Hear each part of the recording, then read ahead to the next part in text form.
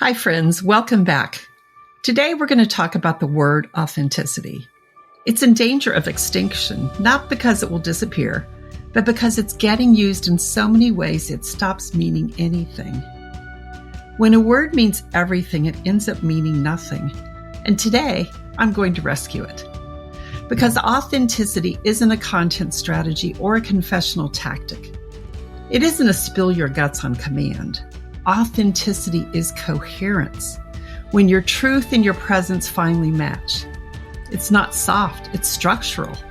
It's what cuts through the noise as the clearest signal in the room. Let's untangle 4 words that often get collapsed into authentic. Vulnerability is the first one. It's the risk of being seen. It's about openness to uncertainty. The next word I often find is transparency. This is the amount of information revealed. It is a visibility setting. It's not authenticity. The third word is exposure. This is the state of being uncovered, sometimes by choice, sometimes not. And the fourth word that gets confused with authenticity is visibility. And this is the reach of your presence. Who can witness you? Now, all of these words, they're very useful, but none of them equal authenticity. Authenticity is coherence. This is the congruence between your inner truth and your outer expression. And while you can be visible, you can still be completely inauthentic. You can be vulnerable and still performing. Coherence is different. It's when who you are and how you show up click into alignment. And people can feel it. So here's the litmus test. Performance drains, presence connects. If your outreach leaves you exhausted or needy, you're performing.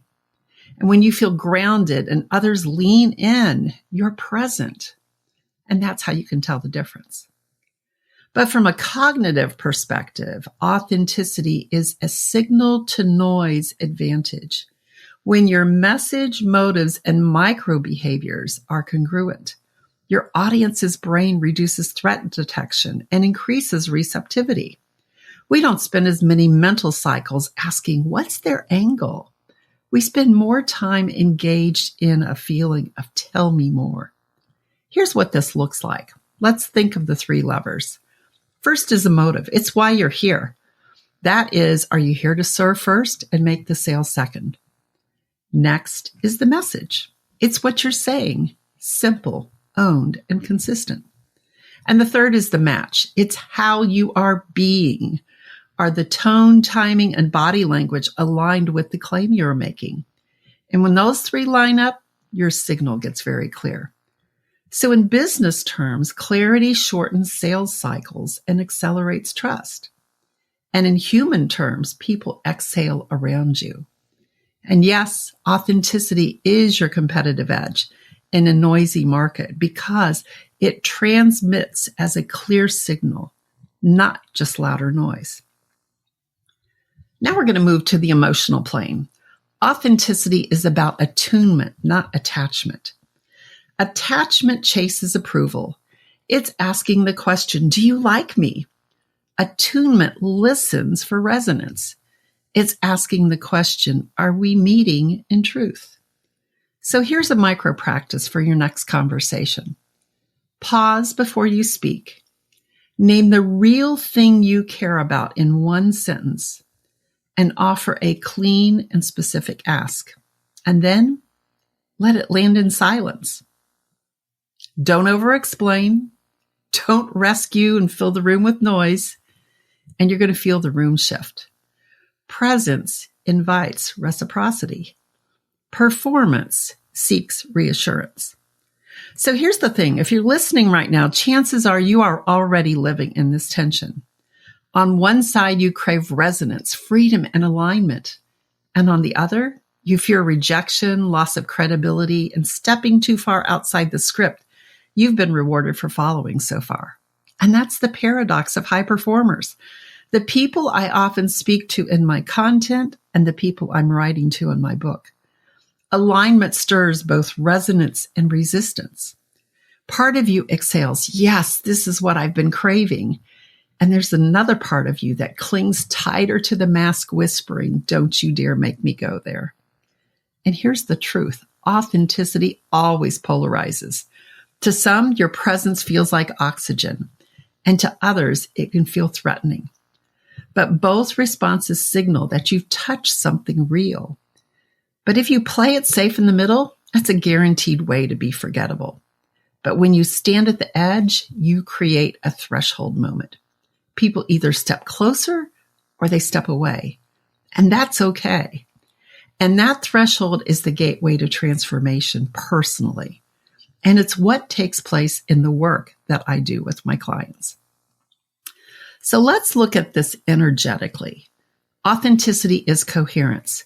When you're aligned, your energy sends out a very clear broadcast. People register it pre-verbally, even before we speak words. Now we know scientifically moments of deep authenticity can emit up to 40 times more measurable energy than joy. Yes, 40. That's why some folks walk in the room and you lean forward, and others walk in and you brace for what's coming. It's a frequency we can feel. Your presence either amplifies the room's clarity or it adds static to it. And when you stop performing and start resonating, the conversation reorganizes itself around what's true. And isn't that what we want? For those who lean towards a spiritual connection, authenticity is a state of consciousness. It's what some people call 5D coherence. And it's where your inner truth and outer presence align without forcing. And radiance does the heavy lifting. You don't push, you become the signal. And the future won't be built by the loudest voices. No, they'll be built by the clearest ones. And clarity is an inside job. So let's move to somatically. We're going to put it in the body. And this is where authenticity lives pretty clearly. It is embodied. Coherence is embodied. So try this before a high stakes call. Use the acronym CLEAR, CLEAR. First, we're going to start with C. Feel your feet, soften your jaw. Next, listen. Notice one sound in the room. E is empty. Exhale longer than you inhale and do it twice. A is align. Name your true intention. And R is radiate. Imagine your chest 3 inches wider and speak from that space. And this is the posture of truth. When you do this, your audience will feel the difference. So what does all of this look like in action? I worked with an executive who had everything polished. The slides, the scripts, the perfect pitch. On paper, they looked great. And in the room, trust wasn't landing. So we set the slides aside and they spoke from clarity. What they believed, what they were seeing, what mattered. There was no performance, only presence. And what happened? The energy shifted. People leaned in, conversations flowed, deals that had been stalling started to move. From the outside, it looked like better communication. In reality, it was the frequency. When they stopped performing and started resonating, that's when the shift happened. And in business, that is your clearest signal. In consciousness, it's coherence. So let's take a look at authenticity in contrast. Authenticity is not vulnerability. Vulnerability is how much risk you take. Authenticity is how true you are. Authenticity is not transparency. Transparency is how much you show. Authenticity is whether what you show matches what's real. Authenticity does not equal exposure. Exposure can be accidental, but authenticity is chosen.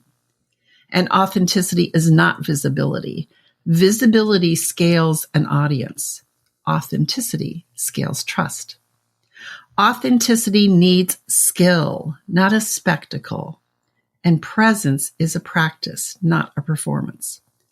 So I'd like to give you 2 practical micro shifts for this week to try out. The first one is replacing proof with presence. Before your next proposal, delete one slide. Then add in one sentence that names the truest thing you can see, and watch how everyone in the room leans in. Shift number 2, let's swap scripts for signals. Open your next call with your intention, not your agenda. Ask one question that only a trusted partner would ask. Then take some time for reflection. Later, journal what changed, what was different. Was it the energy, the curiosity, the pace, or the objections? It will be interesting to see what these experiments. So if this tension feels familiar, no, you are not broken. You're just standing at the threshold. And that's the space I'm looking at in my upcoming book that names and navigates what's happening. But for now, the practice is simple. Presence over performance. Because the clearest signal you'll ever send is the truth of who you are. If authenticity is coherence, then becoming more visible isn't about sharing more. It's about sharing truer. And the world doesn't need your perfect performance. We've got plenty of that. It needs your present self. Now, we've spent some time unpacking the tension between performance and presence, between mask and truth. And that's where I want to pull out that I've renamed one of my core programs. It was originally called Next Steps to the New You, and it's been wildly successful. But here's the thing. You don't need a new you. You need to reset the noise and return to alignment. So I'm calling it back in and renaming it Freedom Reset, your next steps to realignment, because realignment is what actually creates freedom. It's a guided reset to return to the truth of who you are, so your work, your words, and your way of being finally match.